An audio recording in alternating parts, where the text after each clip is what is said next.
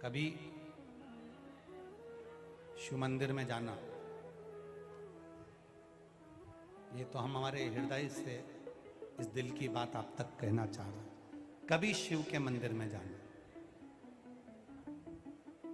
एकांत हो, कोई ना हो, कोई क्षण शिव मंदिर में जरूर आता है जिस समय पर शंकर के मंदिर में कोई नहीं रहता। मंदिर के अंदर नहीं बैठ सकते तो उसके प्रांगण में बैठ जाओ। एकांत का क्षण शिव मंदिर में जाकर थोड़ा सा निकालना। उस समय पर तुम्हारे हाथ में बेलपत्री भी नहीं हो, फूल भी नहीं हो, पानी का लोटा जल भी नहीं हो, आसन भी नहीं हो, तुम बस बैठे हो और तुम उससे कह रहे हो दिल से, जो तुम्हारी मर्जी हो तुम उसको कहो, जो तुम्हारे मन में आ जाए तुम उससे सुनेगा। राव रिटर्न जब वो एकांत में बैठा हो अकेला, तब उस क्षण आपके दिल की बात आप उससे जाकर कहो। और एक बात और सुन लो, अगर मंदिर में नहीं बोल सकते तो घर में जो शिवलिंग होता है, घर के अंदर शिवलिंग रखते क्यों हैं? आप लिंग महापुराण के अंतर्गत उसको श्रवण कर सकते हैं। लिंग पुराण के अंतर्गत घर के अंदर शिवलिंग क्यों रखा जाता है? घर के अंदर शिवलिंग क्यों रखते हैं? और कितनी सुंदर बात हमारी शिव महापुराण की कथा कहती है, लिंग पुराण की कथा कहती है, स्कंद पुराण की कथा कहती है, कूर्म पुराण कहती है, पद्म पुराण कहती है और ब्रह्म विवर्त पुराण कहती है। घर में शिवलिंग है और मान लो घर में आपने रोज बाबा को जल चढ़ाया, रोज आपने पूजन करी, रोज आराधना करी, रोज शिव जी को जल समर्पित कर रहे हो, और मान लो बीच में रजोधर्म आ गया या आप कहीं चले गए और घर में कोई पूजन करने वाला नहीं है, तो शिव महापुराण की कथा यहाँ तक कहती है कि घर में जो शिवलिंग है अगर आप उसको ना छुएंगे, बाहर भी चले गए, रखा हुआ है, किसी ने जल भी नहीं चढ़ाया, किसी ने पुष्प भी नहीं चढ़ाया, किसी ने कोई चावल का दाना भी नहीं चढ़ाया, अगर आप घर में रखी हुई एक बेलपत्र भी, भले वो सूख गई हो, कैसी भी हो, अगर बेलपत्र सूख भी गई हो तो वो बेलपत्र भी आप शिव जी के पास में रखकर चले जाएंगे तो आपने कितने दिन जल नहीं चढ़ाया उसका पुण्य तुम्हारे खाते में रहेगा, इस दोष नहीं लगेगा।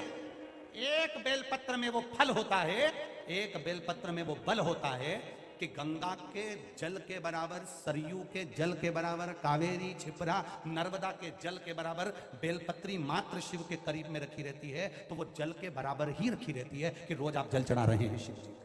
घर के लोगों से इतना तो कह सकते हो कि मुझे हाथ नहीं लगाना, मेरे को बाहर जाना है, तुम एक काम करो ये बेलपत्री शिव जी के पास रख दो, मैंने यहां रखी है, मैंने यहां पर रखी है, ये बेलपत्र आप शंकर जी के पास में रख दो, इतना तो कह सकते हो, इतना तो भगवान का वर्णन कर सकते हो, ये रख दो शिव जी।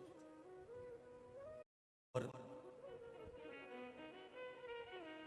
10 दिन हो गए, 8 दिन हो गए, 15 दिन हो गए, 20 दिन हो गए, कोई बात नहीं, दुखी मत होना, शिव तुम्हारे हैं और तुम शिव के, भटकना नहीं है, भटकना नहीं, तुम शिव के हो, शिव तुम्हारा।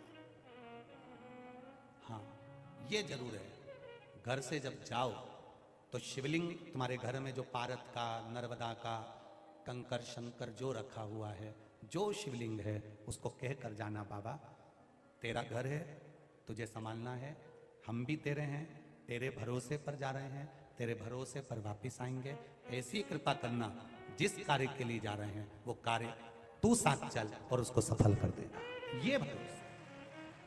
मैंने तुझे दूध में नहलाकर भेज दिया, घर जाकर पूतो फलो, ये गिरिराज बाबा कहते हैं।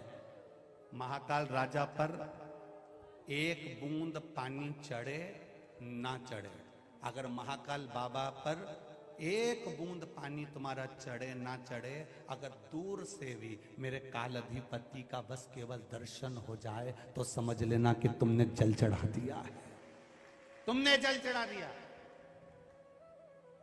चढ़ा दिया। दूर से भी अगर दर्शन हो रहा है, मेरे कालाधिपति का मात्र दूर से दर्शन हो रहा है तो समझ लो तुमने जल चढ़ा दिया। कितना सुंदर लिखा है वायव्य संहिता में, वायव्य संहिता में लिखा है जब कोई देवाधिदेव महादेव को जल चढ़ाता है, जल की धार चढ़ती हुई अगर शंकर के शिवलिंग पर तुम्हें दिख जाती है तो वो जल जिसने चढ़ाया है, वो जल की धार जो दिख रही है, जितने लोग उस जल की धार को चढ़ता हुआ देखते हैं उतने लोगों की तरफ से शंकर को वो जल समर्पित हो जाता है। मात्र धार का दर्शन,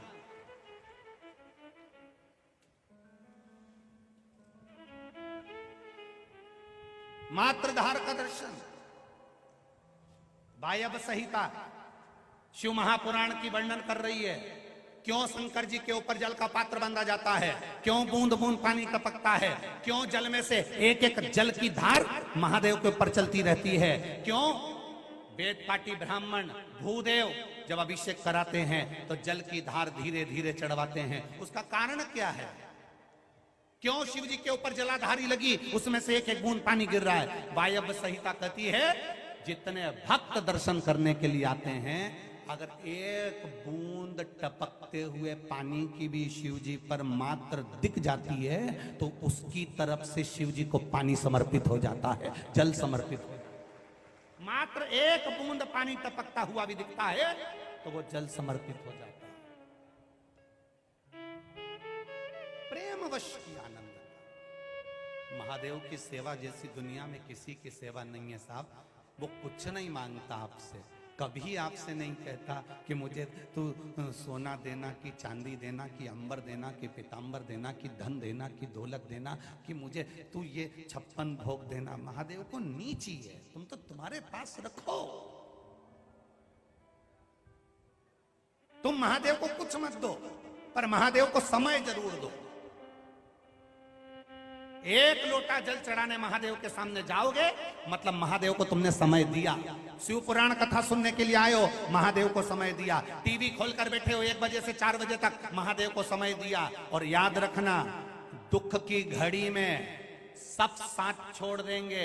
जिसके साथ तुम 24 घंटे रहते थे वो भी साथ छोड़ देगा, जिसके साथ तुम हर पल रहते थे वो भी साथ छोड़ देगा। जब तुम्हारे ऊपर कर्जा होगा, तकलीफ होगी, कोई बीमारी आ गई, रोग आ गया, कष्ट आ गया, जिसके साथ तुम रहते थे वो तुम्हें केवल 1 बार 2 बार देखने आएगा, इसके सिवाय नहीं आएगा।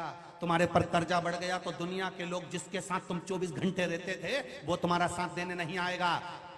सारी दुनिया के लोगों को तुमने समय दिया, पत्नी को दिया, बच्चों को दिया, कुटुंब को दिया, कबीले को दिया, माता को दिया, पिता को दिया, रिश्ते को दिया, नाते को दिया, अपने वालों को दिया, बुआ को, फूफा को, रिश्ते को, नातों को, दोस्तों को, फ्रेंड को, जिन जिन को तुमने समय दिया तुम्हारी दुख की घड़ी में वो खड़े नहीं होंगे। पर जिसको तुमने समय नहीं दिया वो महादेव तुम्हारी दुख की घड़ी में खड़ा मिल जाए। जिसको केवल 1 लोटा जल चढ़ाने गए हो, केवल एक क्षण के लिए गए हो, थोड़ी देर के लिए तो महादेव के पास पहुंचे हो। कितना समय दिया तुमने महादेव को? सुबेरे नहाई, लोटा उठाई, जल भरा, पास में मंदिर था, चप्पल नहीं पहनी, दौड़ कर गई और महादेव को चढ़ा के प्रणाम करके और थोड़ा सा जल लेकर वापिस आ गई। जीजी कितना देर लगती है? ईमानदारी से बोलना रही जीजी। ज्यादा से ज्यादा 5 मिनट 10 मिनट, मंदिर थोड़ा दूर होगा तो 15 मिनट। बोलो रही सही है कि गलत है? ज्यादा से ज्यादा 15 मिनट। 24 घंटे में से 15 मिनट तुमने महादेव को दिए हैं और पूरे 24 घंटे पूरे परिवार को दिए हैं। तुम्हारी दुख की घड़ी में इनको भी आजमा लेना और उस कालाधिपति को भी आजमा लेना।